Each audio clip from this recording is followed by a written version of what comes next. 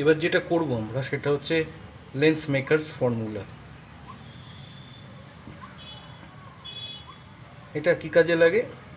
এটা lens makers formula. Lens তৈরি করতে লাগে কোনো একটা ফোকাল লেংথ জানা আছে গ্লাসের, একটা রিফ্র্যাক্টিভ ইন্ডেক্স জানা আছে, সেখান থেকেই এরকম কোনো লেন্স তৈরি করা যায়। কতগুলো অ্যাজাম্পশনস আছে সেটা মাথায় রাখতে হবে। আমরা যে লেন্স নিয়ে আলোচনা করব থিন লেন্স, আর দুটো কার্ভেচার সমান।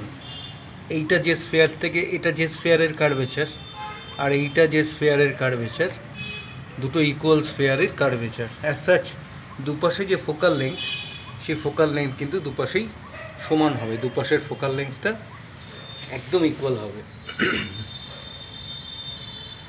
অ্যাপারচার কিন্তু খুব ছোটো অ্যাপারচারের লেন্স হয়, আর অবজেক্ট একটা, this is a point object taken here. Object একটা পয়েন্ট অবজেক্ট নেওয়া হয়েছে। তো অবজেক্টটা যদি পয়েন্ট অবজেক্ট নেওয়া হয়, তো focal length of a lens তো দেখতেও মার্ক করাই আছে, এখানে দেখতে পাচ্ছ ফোকাসটা কোন জায়গাটা আছে। থিকনেস অফ দ্য লেন্স এটা টি নেওয়া হয়েছে। তো এই যে কার্ভেচার, এই কার্ভেচারের থেকে এইটা হচ্ছে image distance V dashed.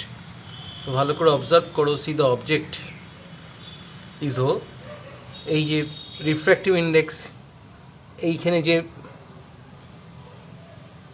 Medium আছে এখানেও সেই মিডিয়াম আছে, কিন্তু রিফ্র্যাক্টিভ ইন্ডেক্স অফ গ্লাস এটা নিউ 2 ধরা হয়েছে, এটা ডিফারেন্ট রিফ্র্যাক্টিভ ইন্ডেক্সের নেওয়া হয়েছে। তো গ্লাসটার অ্যাবসোলুট রিফ্র্যাক্টিভ ইন্ডেক্স নিউ 2 নেওয়া হয়েছে, রেয়ারার মিডিয়ামে আছে of absolute refractive index N1। P1 আর P2 হচ্ছে পোলস, P1 আর P2 হচ্ছে পোলস, আর C1 আর C2 হচ্ছে সেন্টার অফ কার্ভেচার, যেখানে R1 এর ভ্যালু হচ্ছে P1 C1, আর R2 দেখতেই পাচ্ছ, R2 হচ্ছে P2 C2। R1টা দেওয়া নেই এখানে, R1 হচ্ছে P1 C1 R1, আর P2 C2 this is equal to R2। P1 C1 this is R1, এটা হচ্ছে এইটা রেডিয়াস, আর এইটা রেডিয়াস অফ কার্ভেচার হচ্ছে P2 C2। ন্যাচারালি দুটো যদি ইকুয়াল হয় তাহলে এটা রেডাই সমান হবে। সিটা নেওয়া হয়েছে অপটিক্যাল সেন্টার, আর P1 P2 is equal to T thickness of the lens নেওয়া হয়েছে। একটা পয়েন্ট অবজেক্ট দেখো, ও প্রিন্সিপাল অ্যাক্সিসে রাখা আছে ইউ ডিস্টেন্সে। ভালো করে অবজার্ভ করো, ডিস্টেন্স হচ্ছে ইউ। কোথা থেকে? এই সারফেসটা থেকে ইউ ডিস্টেন্সে রাখা আছে। যদি ধরে নিই যে এবার হয়েছে কি, তোমার লাইট রেটা ও এ ট্রাভেল করছে এই ডিরেকশানে, এই পয়েন্টটা হচ্ছে, এটা হচ্ছে এ, ও এ এই ডিরেকশানে ট্রাভেল করছে। অপটিক্যালি রেয়ারার থেকে ডেন্সারে গেলে এইদিকে বেন্ড হবে, আবার ডেন্সার থেকে রেয়ারে গেলে সামান্য বেন্ড হবে এদিকে। এইটা হচ্ছে বেন্ডিংয়ের সময় অরিজিনাল ট্র্যাক। এই পয়েন্টের এইখানে সারফেসে যখন রিফ্র্যাকশান হচ্ছে এটা হচ্ছে নর্মাল, এই সারফেসে যখন রিফ্র্যাকশান হচ্ছে তখন এটা হচ্ছে নর্মাল। এই নর্মালগুলো খেয়াল রাখো। ফার্স্ট সারফেসের রিফ্র্যাকশানের জন্য আমরা যে আগের ফর্মুলা করেছিলাম সেই ফর্মুলাই থাকছে ফার্স্ট সারফেসে। N2/V1 is equal to N-N1/U is equal to N2 minus N1/R। এটা আমরা ডিরাইভ করেছি, আগের ভিডিওতে দেখানো আছে। আর সেকেন্ড সারফেসটা যখন নেব তখন দেখো ভালো করে, N1/V minus N2/V dashed minus T is equal to N1 minus N2/R। যদি লেন্সটা খুব থিন লেন্স হয় তাহলে টিটা থাকবে না, এই থিকনেসটা ভ্যানিশ করে যাবে। সেক্ষেত্রে ভি ড্যাশড মাইনাস টিটা ভ্যানিশ করে ভি ড্যাশটি পড়ে থাকবে। এবার if you add this to equation relation derive করার জন্য, N2V মাইনাস N2V ক্যান্সেল হয়ে যাবে, তাহলে N1V minus N1U is equal two এটা প্লাস এটা, এটা প্লাস এটা করলে তোমার যদি কমন নিই আমাদের এইটা দাঁড়াবে, N1/V minus N1/U is equal to N2 minus N1 into 1/R1 minus 1/R2। এবার n2 বাই n1কে n ধরলাম আর n1 দিয়ে বোথ সাইডস ডিভাইড করলাম।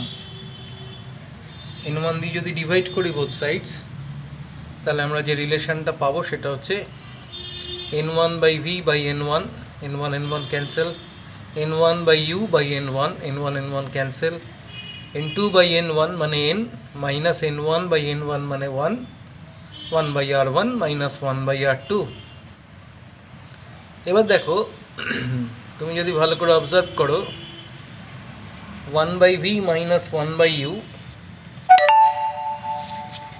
is equal to n minus 1 by r1 minus r2, 1 by r1 minus r2। আর এখানে আমরা পেলাম এই রিলেশনটা।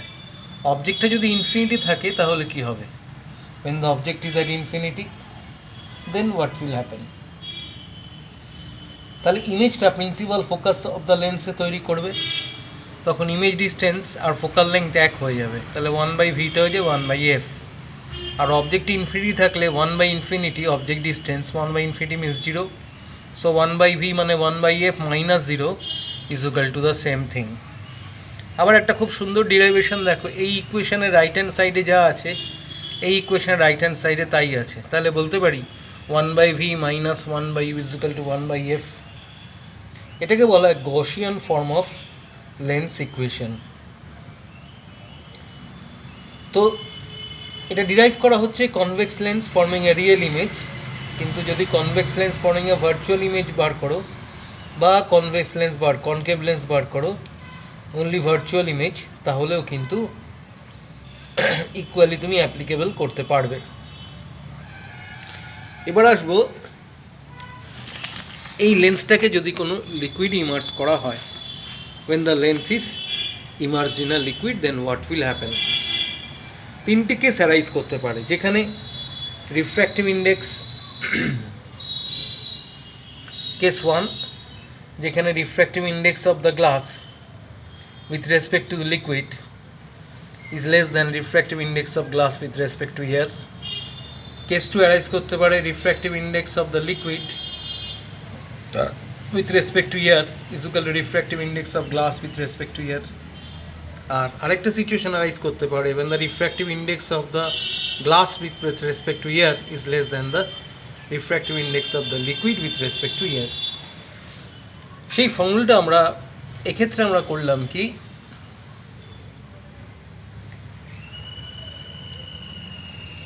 যদি আমরা focal length of the lens in air F এ ধরলাম আর focal length of the lens in the liquid F L ধরলাম, করে রেশিও বার করলাম। আগে যে ফর্মুলা ডিরাইভ করেছি n minus 1 1 by r1 minus r2 ওখানেই বসালাম। এই উপরের 1 by r1 minus 1 by r2 আর নিচে এই দুটো ক্যান্সেল হয়ে গিয়ে refractive index of glass with respect to air minus 1 by refractive index of glass with respect to liquid minus 1 বেরোলো। এবার refractive index of glass with respect to air is greater than refractive index of glass with respect to liquid। তাহলে বলতে পারি refractive index of liquid with respect to air is greater than 1। তাহলে দেখো নিউমারেটরটা যেহেতু greater than 1, তাই নিউমারেটরটা greater than 1 হলে positive value আসবে। Positive value মানে কি, FL by FA, FL by FA মানে focal length of the lens by focal length in the liquid. এই রেশিওটা বার করে দেখা যাচ্ছে গ্রেটার দ্যান 1 আসছে। So we can say that focal length in the liquid is greater than focal length in the air. তার মানে কি, একটা লেন্সকে যদি লিকুইড ইমার্স করো তাহলে পরে ফোকাল লেংথটা বেড়ে যায়। নেচারটা একই থাকবে, কেন সাইন চেঞ্জ হচ্ছে না, নেচারটা একই থাকবে। কনভেক্স লেন্স কনভেক্স লেন্সই থাকবে, কনকেভ লেন্স কনকেভ লেন্সই থাকবে। শুধু যেটা হবে সেটা হচ্ছে ফোকাল লেংথ বেড়ে যাবে। যদি দুটো সমান হয়, মানে if the lens is immersed in a liquid whose refractive index is equal to the refractive index of the material of the lens, তখন refractive index of liquid with respect to air is equal to refractive index of glass with respect to air আসছে। তো আমরা জানি যে refractive index of glass with respect to the liquid হচ্ছে এই দুটো ratio. এই দুটো রেশিও কত, 1। তাহলে আমরা যদি n minus 1 এ n এর ভ্যালু 1 বসাই, এটা তো actually refractive index of glass with respect to the liquid, মানে this one, which one equal to 1, 1 minus 1 0, 1 by FL is equal to 0. That means focal length of the lens becomes infinite. সেটাই যদি হয়, আমরা জানি যে plane transparent plate, এটার infinite focal length থাকে, তাহলে লেন্সটা একটা প্লেন ট্রান্সপারেন্ট প্লেটের মতো বিহেভ করবে এবং প্রায় দেখাই যাবে না। সেই জন্য দুটো গ্লাস যদি, একটা গ্লাস যদি ধরো ফ্লিন্ট গ্লাস কার্বন ডাইসালফাইডে রাখা হয়, তাহলে পরে তোমার এটা একটা লেন্সটা একটা প্লেটের মতো কাজ করবে। প্লেটে তো রিফ্লেকশন হয়, সেটাই হয়তো হবে, প্রায় ইনভিজিবল হয়ে যাবে। কিন্তু যদি তোমার কেস 3 অ্যারাইজ করছে, যখন refractive index of the glass with respect to air is less than the refractive index of the liquid with respect to air, তাহলে পরে কিন্তু এই ভ্যালুটা কী হবে, focal length of the lens এটা নেগেটিভ হয়ে যাবে, পুরো ভ্যালুটা নেগেটিভ হয়ে যাবে, সিম্পল অ্যান্ড নেগেটিভ হয়ে যাবে। বুঝতেই পারছো কেন নেগেটিভ হবে, এটা লেস দ্যান 1, এটা লেস দ্যান 1 যদি হয়, এটা 1-এর থেকে ছোট, তাহলে এটা নেগেটিভ হয়ে যাবে। এটা যদি নেগেটিভ হয়ে যায়, ফোকাল লেন্থ নেগেটিভ হয়ে যাওয়া মানে কি, যেটা কনভেক্স লেন্স ছিল সেটা লিকুইডের ভেতরে কনকেভ লেন্সের ভেতরে কাজ করবে, কনকেভ লেন্সের মতো কাজ করবে। সো এই তিনটে কেস অ্যারাইজ করে। আরেকটা জিনিস বলা দরকার, সেটা হচ্ছে যে এই যে রিলেশনটা ধরো 1/f equal to n minus 1 by r1 minus r2, এই ফোকাল লেন্থের উপরে ডিপেন্ড করে, রেডিয়াস অফ কার্ভেচারের উপর, সারফেসের উপর ডিপেন্ড করে। এবার ডাবল কনভেক্স লেন্সের ক্ষেত্রে r1 পজিটিভ হয়, r2 নেগেটিভ হয়, সেক্ষেত্রে কিন্তু পুরো ভ্যালুটা পজিটিভ আসবে। আবার ডাবল কনভেক্স লেন্স যদি r1 নেগেটিভ হয়, r2 পজিটিভ হয়, সেক্ষেত্রে কিন্তু এটা মাইনাস সাইন দিয়ে আসবে। তাহলে focal length of a lens of large array of curvature is large, আর small radius of curvature small হবে। তাহলে focal length of a thin lens বড় হবে আর থিন লেন্স ছোট হবে। এটা খুব ইম্পর্টেন্ট, মাথায় রাখতে হবে। তাহলে focal length depends upon the refractive index of the material of the lens related to the surrounding medium and the radii of curvature r1 and r2 on the surface. এই পয়েন্টসগুলো মুখস্থ রাখতে হবে, that will be very helpful and beneficial to you.